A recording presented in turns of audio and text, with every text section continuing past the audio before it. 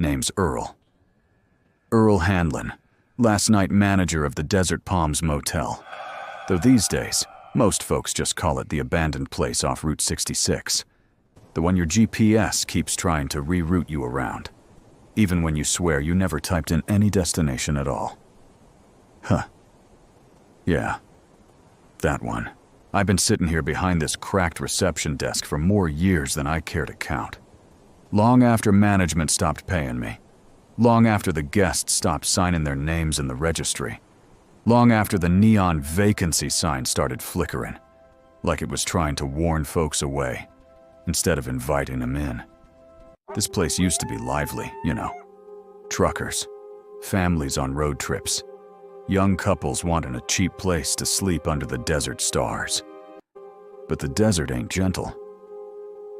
In some places, hold on to memories. Strange thing about memories. They don't fade here. They echo. They repeat. They seep into the wallpaper. And the sand. Most nights I sit and listen to the wind scrape across the empty lot. But some nights, the motel talks back. And when it does, I remember the stories. Truth be told, they ain't mine anymore. They belong to the rooms, to the walls, to the ones who came through and never quite left. So pull up a chair, don't mind the dust, and keep your eyes on the shadows, just in case they start moving in ways they shouldn't. Welcome to Tales from the Abandoned Motel on Route 66. Tonight's stories? Oh, you'll like these. Or maybe you won't. Hard to predict how folks will react when the dark starts whispering your name.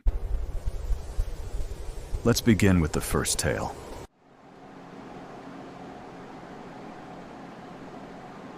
Room 104.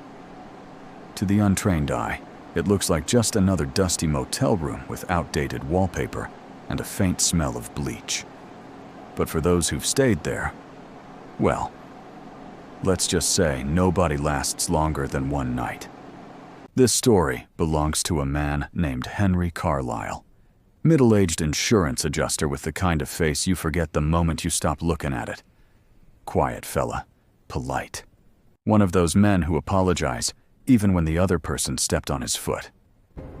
He came in just after sunset, driving a rental car that still had the plastic on the seats. I remember the way he kept glancing over his shoulder, like someone was following him. But out here, miles from anything, the only thing following you is your own conscience. Or worse, he asked for a room far from the road, somewhere quiet. I gave him 104. Poor bastard. Henry stepped inside that room with a tired sigh, dropped his small suitcase on the floor, and sat heavily on the edge of the bed. He told himself he'd just sleep, wake up, and get back to his business trip like nothing happened. But 104 doesn't let you ignore things. Not the things you try hardest to bury. The first thing he noticed was the mirror. He said later that it was too clear, like looking into a pond that shows more than just your reflection. That's when he heard it. A whisper, soft, barely audible, like someone speaking through a keyhole from the other side of the wall. Henry. At first he thought it was the pipes, or maybe the TV next door. But when he stepped back into the room, he froze. The whisper came again. Slow, drawn out, as if savoring the syllables. Now Henry wasn't a superstitious man, but he had a history, a heavy one, a wife who'd left, a daughter who wouldn't answer his calls, a career that felt more like a slow-motion collapse than a choice. His mind was a shaky house of cards. And room 104? It had the breeze. He sat on the bed, trying to steady his breath. The whisper grew louder, more insistent. You left me. Henry shook his head. No, he muttered. Not real. But 104 feeds on denial. Why did you leave me in His the face dark? went white. Because those words? Those were the exact words his daughter screamed at him the day he moved out. A memory he hadn't spoken of in years. a memory that clawed inside his skull whenever the room got too quiet. He turned toward the mirror, heart hammering, and that's when he saw it, not his reflection. No, what stared back at him was a dark silhouette. Its shape, but wrong. Shoulders too sharp, head too still. Its face was blurred like smeared ink, but its mouth, its mouth was clear. Too clear. "You left me." Henry backed away. The silhouette moved with him, perfectly synchronized. But the mouth moved independent of his own. He lunged for the door, but it slammed shut. Hard. He tugged on the handle, but the air in the room thickened, the walls closing in like a clenched fist, and the whisper grew into a chorus. I'm still in the dark. You left me alone. Come back. Come back. Come back. He stumbled backward, tripped over his suitcase, and the mirror. Oh, the mirror began to ripple, like the surface of a lake disturbingly alive. The silhouette stepped forward. Not the reflection. Out of the mirror. Henry screamed. I heard it from the front desk, even over the wind. I moved as fast as these old legs would take me, but by the time I got to the room, the screaming had stopped. Inside? The room was empty. Everything as it should be, except the mirror. The glass had gone flat again, but there was something new inside it. A second silhouette. Smaller. Shaking. Trapped. Henry Carlisle was never seen on Route 66 again. But sometimes, when I walk past, Room 104 at night, the mirror fogs over from the inside. And if you listen real close, you can hear the softest whisper. Dad.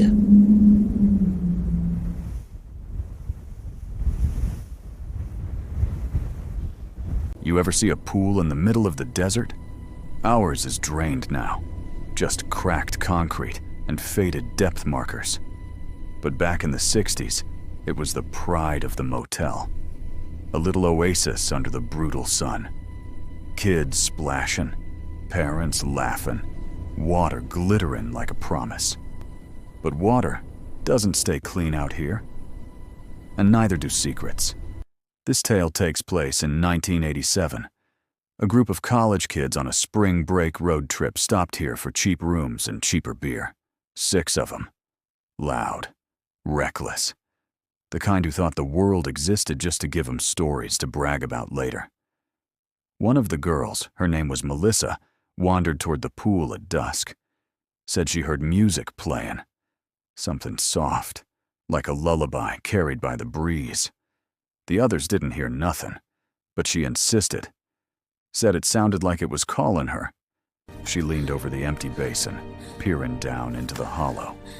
Moonlight spilled across the concrete, making the shadows long and strange. Then she blinked. The pool wasn't empty anymore. It was full, crystal blue, sparkling like new, and children were swimming in it. She gasped and stumbled backward. Her friends laughed, told her she was drunk, told her she needed sleep. But she kept insisting, voice cracking with something that wasn't fear, it was recognition. Because those kids, the ones splashing and giggling, she'd seen them before, on the news. Years earlier.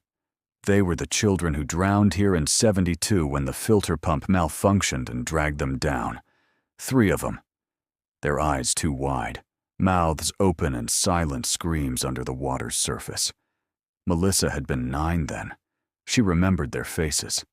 Everyone did. But now they were laughing like they never died at all.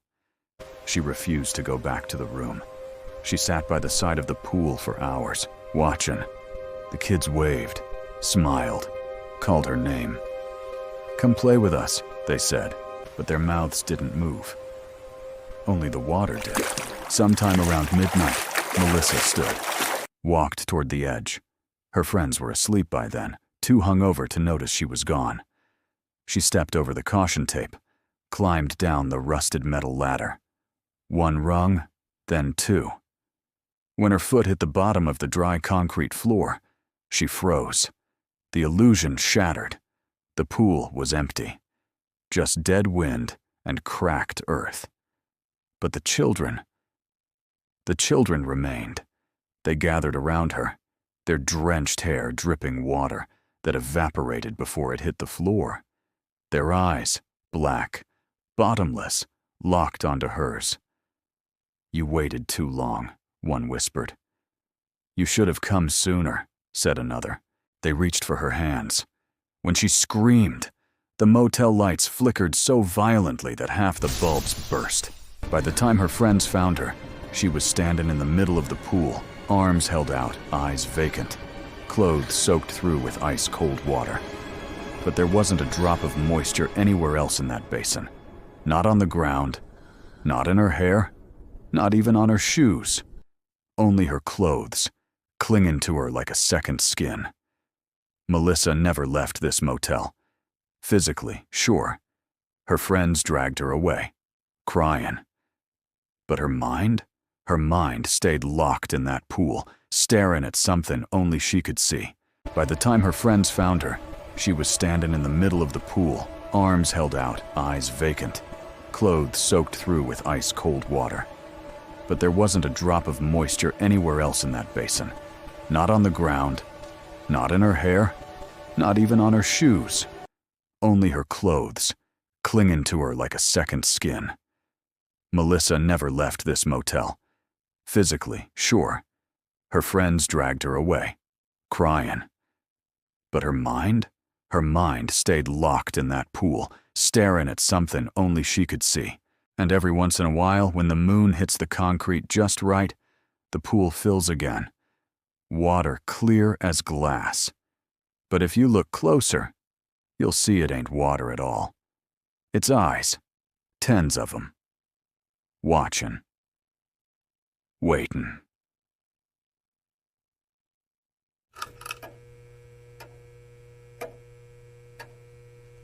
This one still gets my hands shaking. It was 3:12 in the morning.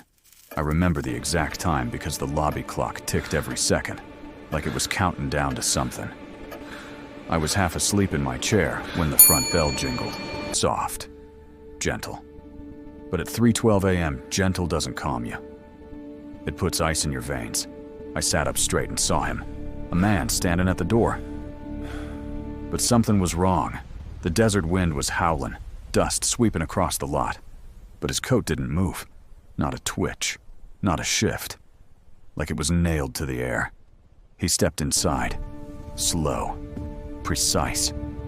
His head tilted just a little too far, neck stretched just a little too thin, like someone had pulled him upward before dropping him back down. Need a room, he rasped. The voice wasn't right either. Flat. Paper thin. Like words repeated by someone who didn't understand what they meant. I reached for the registry, trying to keep my voice steady. "Name?" He paused, as if the concept of a name was foreign to him. Then he smiled, but only half his face moved. Which one do you want? That chilled me. He wasn't answering. He was asking. His fingers tapped the counter. Long fingers. Too long. The joints bulged in strange places, like bones misshapen by a lifetime of being broken and reset wrong. I swallowed hard. "Sir, your name?" He leaned forward, and that's when I saw it. The inside of his mouth was black. Not dark. Not stained. Black. Like a cave where sound goes to die. Been driving a long time, he said, though the words came from somewhere deeper than his throat. Need a place to stay. The lobby lights flickered. His eyes didn't reflect a single one. You can take room 203, I muttered, pushing the key toward him. He stared at the key, then at me, then back at the key. Slow, deliberate. Then he whispered, No. I froze. No. No upstairs. Need the room next to yours. My blood ran cold. There was a small room behind the desk where I slept on slow nights. Nobody knew it was there. Nobody. I hadn't mentioned it. I hadn't looked at it. But he knew. He knew. I'm afraid that room's... I started, but he cut me off. She's already inside. My mouth went dry. Who? He lifted a finger and pointed to the dark hallway behind me. I turned. The hallway was empty, but the air felt wrong, heavy, thick, like someone had just walked through. I looked back at him. He was gone. Door shut. No footsteps. No wind. Just gone. I should have left it alone. Should have walked out the front door and never looked back. But curiosity, it's a curse out here. I walked into the hallway, slowly, each step quieter than the last. The door to my small back room was open, just a crack, enough for a sliver of blackness to spill out. Hello, I called out. Silence. Then, behind me, I turned around. He was standing at the desk again. Only this time, his coat was moving. Something underneath it shifting, writhing, like hundreds of fingers pressing outward. I staggered back. He lifted his head, or tried to, because something underneath his skin resisted. Bones crackled, flesh stretched, and with a wet snap, his jaw unhinged, far wider than a human jaw ever should. From that void inside him, a voice whispered. Not his. A woman's. I found your room, Earl. A hand, long, thin, skeletal, slid out of his mouth. Then another, pulling something out. Something pale, and grinning. I didn't stay. I ran through the side door, into the desert night. Didn't stop until the sun cracked the horizon. When I came back hours later, the man was gone. But the back room, everything I owned had been neatly arranged in the center of the floor, and on the pillow was a motel key. The tag read, "See you tonight." I've never slept in there again, so those are the stories the motel wanted you to hear tonight. Room 104 and its hungry mirror. The pool where the drowned still play, and the guest who comes at midnight looking for a room only you can give him. They say Route 66 is full of memories, full of ghosts. But out here, the ghosts don't wait for you to remember them. They remember you.